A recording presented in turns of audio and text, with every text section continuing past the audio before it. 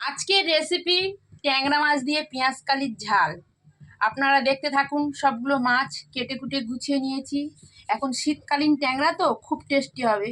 আপনারা দেখে নিশ্চয়ই বুঝতে পারছেন এগুলো ট্যাংরা মাছ, দেশি ট্যাংরা।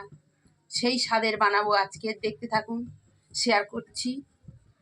কড়াই গরম হয়ে গেছে, এখন কড়াইয়ের মধ্যে তেল দিয়ে দিয়েছি। এখন মাছগুলো এক এক করে ছাড়বো। ট্যাংরা মাছ খুব ফাটে, তবে একটু সাবধানে।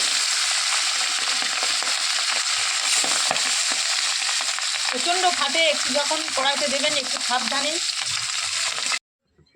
দেখুন মাছগুলো সব ভাজা হয়ে গেছে এক এক করে। তেলের মধ্যে দেবো কালো জিরে, পেঁয়াজ দেবো,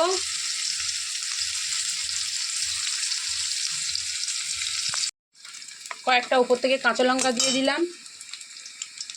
এখন দেবো আদা বাটা, কাঁচা লঙ্কা বাটা উপর থেকে দিয়ে দিলাম।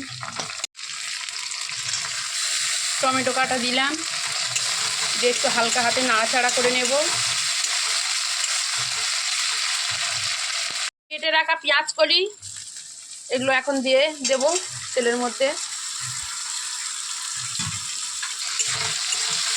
শীতকালীন সবজি তো খেতে খুবই ভালো লাগে।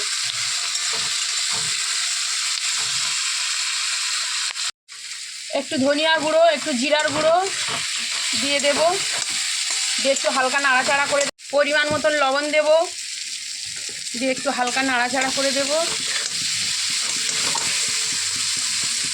ভাজা ভাজা হয়ে গেছে, এখন জল দিয়ে দেব।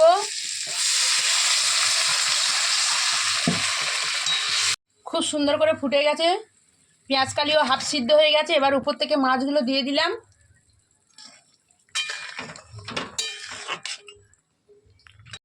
ট্যাংরা মাছের পেঁয়াজ কালির রেসিপি প্রায় হয়ে এসেছে। এবার উপর থেকে ধনিয়া পাতাগুলো দিয়ে দেবো। ধনিয়া পাতাগুলো আমি তবে বেশি ছোট ছোট করে কাটিনি, কেননা এগুলো পেঁয়াজ কালি আছে তো, তাই একটু লম্বা লম্বা আকৃতি রেখে দিয়েছি।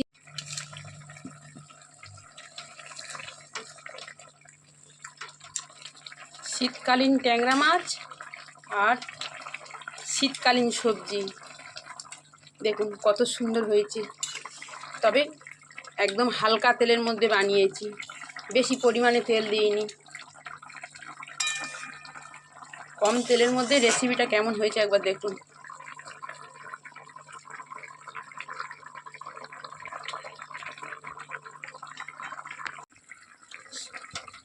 স্বাদ ছিল সেই।